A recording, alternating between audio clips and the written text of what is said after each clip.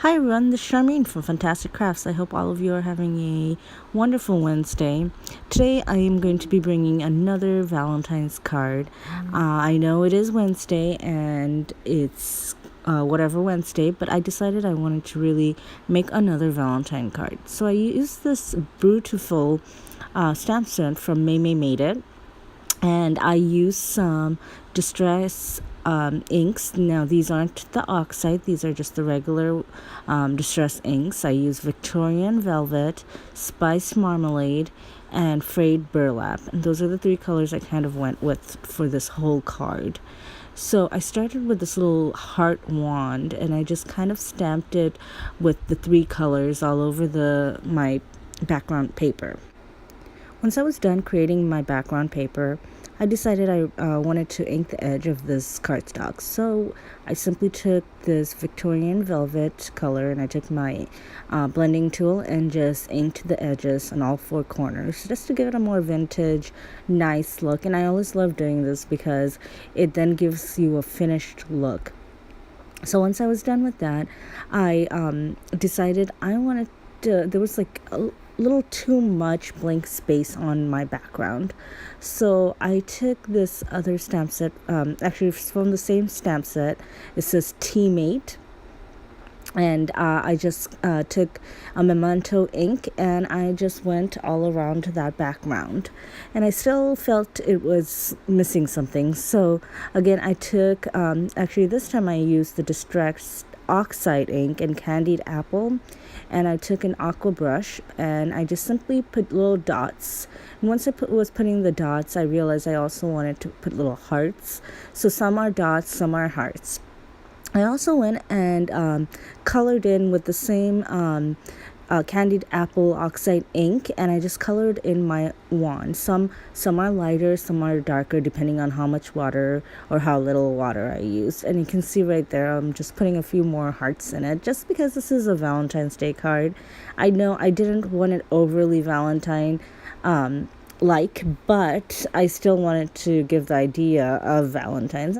Once that background was completely complete, I took that teapot from this Brewtiful stamp set, and once again I took this Candied Apple Oxide ink and I stamped it just on a Nina Solar white paper, cardstock actually. And then I took the same. Actually, first what I did was I fussy cut this whole thing out, and I usually like leaving a white border on my fussy cut, but for this particular image I wanted it to be all the way to the edge, so I did cut it to the edge. Then I stamped the little tea bag as well and did the same thing by fussy cutting it, but with that one I did keep a little outline. Then I put some 3D foam squares on the back of my little tea kettle and also on the top. And with the little tea bag, what I did was I put foam square on the tea bag part itself, but the string, it's kind of like a little hook. So I just hooked that string into the teapot, and then I put the lid on top to kind of look like it's coming out of the teapot. Then I took I had this heart ribbon in my stash, so I took that, I put some double-sided sticky tape on the back, and then I just put it on the top part of my card, because that is where I plan on putting my sentiments. So I figured it would, draw the eyes toward that section.